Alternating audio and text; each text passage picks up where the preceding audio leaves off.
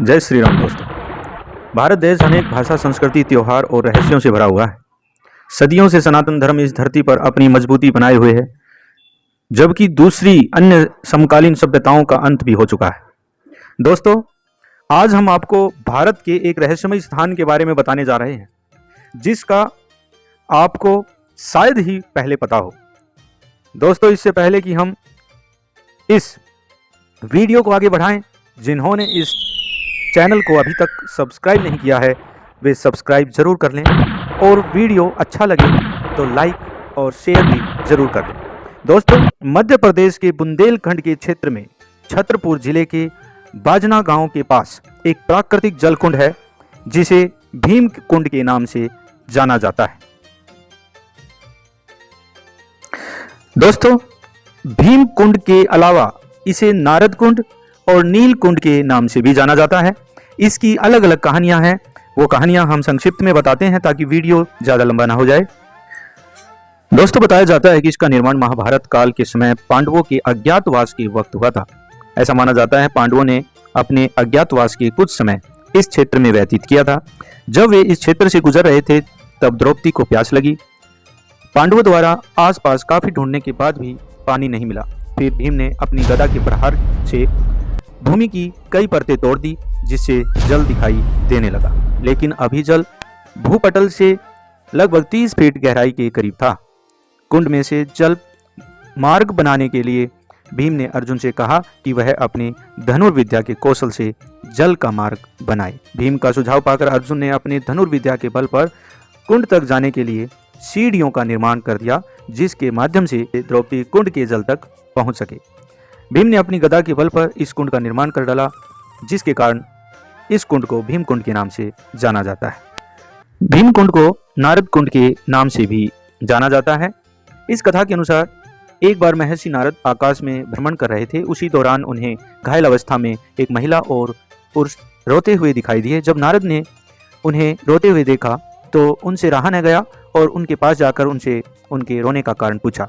तब उन दोनों ने बताया कि वे संगीत के राग एवं रागनी है और उनकी यह दशा तभी ठीक हो सकती है जब कोई संगीत कला का ज्ञानी व्यक्ति श्याम गान सुनाए। नारद जी स्वयं ब्रह्मा जी के पुत्र थे, जिन्हें संगीत और गायन का अद्भुत कौशल था।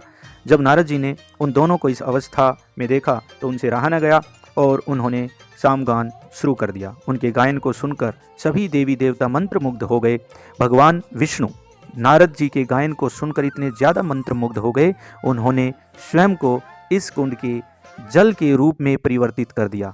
इस कुंड के जल का रंग नीला हो गया। तभी से इस कुंड को नारद कुंड और नील कुंड के नाम से भी जाना जाता है। दोस्तों, भीम कुंड की अनेक विशेषताएं हैं। नंबर 1, भीम कुंड की गहराई कितनी है, आज तक वैज्ञानिक भी इसका पता नहीं लगा पाए। इसकी गहराई का पता लगाने डिस्कवरी चैनल से जुड़े वैज्ञानिक भी अपने गोताखोर की टीम के साथ आए थे। कई गोताखोरों को इस कुंड में उतारा गया ताकि वे इसकी गहराई का पता लगा सकें। कई मीटर गहरे पानी में जाने के बावजूद भी उन्हें इस कुंड की सतह नहीं दिखाई पड़ी। यह कुंड कितना गहरा है, इसका पता नहीं चल सका है। नंबर 2, भीम कुंड प्राकृतिक आपदा का संकेत भी देता है। वर्ष 2004 में आए सुनामी के वक्त भी इस कुंड के जल स्तर में वृद्धि दिखाई दी गई थी।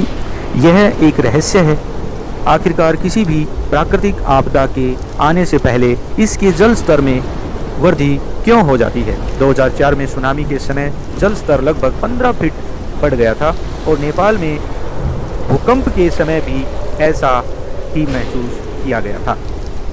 नंबर 3, इस कुंड में मृत शरीर गायब हो जाता है।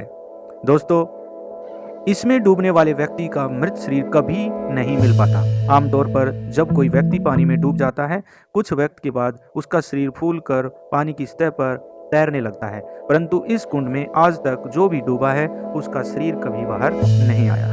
नंबर 4, पानी के स्रोत का पता नहीं चला है। इस कुंड के जल का स्तर कभी कम नहीं होता। खास बात यह है कि इस जल स्रोत का आज तक भी पता नहीं चला है, चाहे कितनी भी गर्मी हो, चाहे सर्दी का मौसम हो। इसके अंदर कई बार प्रयास किया गया है इस कुंड को खाली करने का, लेकिन इस कुंड का जल स्तर जस का तस बना रहता है। नंबर 5, वैज्ञानिक मानते हैं कि यह एक शांत ज्वालामुखी है। आज तक कोई भी इस भीम कुंड की गहराई का पता नहीं लगा सका। कुछ वैज्ञानिक मानते हैं इस कुंड की 80 फीट गहराई के नीचे बहुत तेजी से चलने वाली जल धाराएं बहती है जो इसे समुद्रों से जोड़ देती है। हालांकि इसका कोई प्रमाण उपलब्ध नहीं है। नंबर 6, भीम कुंड में स्नान करने से रोग मुक्त हो जाता है शरीर।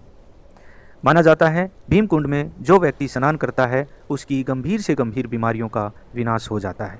नंबर 7, कुंड के जल की 3 बूंद ही बुझा सकती है प्यास। इस कुंड के अद्भुत जल के विषय में कहा जाता है गंगा जल की तरह ये पवित्र है और इसकी 3 बूंद मात्र से ही प्यास बुझ जाती है। कुंड में डूबने वाला व्यक्ति अदृश्य हो जाता है। नंबर 9, गंगा की तरह निर्मल है इसका जल। दोस्तों, ऐसा माना जाता है गंगा के जल की तरह ही भीम कुंड के जल में कभी भी कीड़े नहीं पड़ते। इसका जल हिमालय से निकलने वाली गंगा की तरह निर्मल वाटर, मिनरल वाटर जैसा होता है। नंबर 10, कुंड के अंदर हैं 2 कुएं। जिन वैज्ञानिकों और गोताखोरों ने इस कुंड की गहराई मापने के लिए कोशिश की है उनका मानना है कि कुंड के भीतर 2 कुएं जैसे बड़े छिद्र हैं। उनका मानना है इनमें से एक कुएं से जल आता है, दूसरे कुएं की मदद से बाहर निकल जाता है। हालांकि इस कुंड के नज़दीक मौजूद लोगों का मानना है कुंड का भीतरी संबंध समुद्र के साथ है जहां से बहुत तेज लहरों के साथ पानी आता जाता रहता है। कभी नहीं घटता कुंड का जल स्तर। ये नंबर 11, भीम कुंड का जल स्तर कभी कम नहीं होता। यहाँ तक कि भीतर गर्मियों में भी इसका जल स्तर बहुत बढ़ा हुआ होता है। कई बार सरकार ने इसके बढ़े हुए जल स्तर को कम करने के लिए यहाँ वाटर पंप लगवाए थे, लेकिन इसके बावजूद भी भीम कुंड के जल स्तर पर कोई प्रभाव नहीं पड़ा। दोस्तों, यह कुंड अपने आप में बहुत से रहस्यों से भरा हुआ है जिसके बारे में न किसी को जानकारी थी न अब तक हुई है। हालांकि लोग अभी इसका रहस्य सुलझाने में लगे हुए हैं। तो यह भी रहस्यमयी भीम कुंड से जुड़ी कुछ अनोखी विचित्र बातें जो इस कुंड को वास्तव में काफ़ी अनोखा बनाता है। धन्यवाद।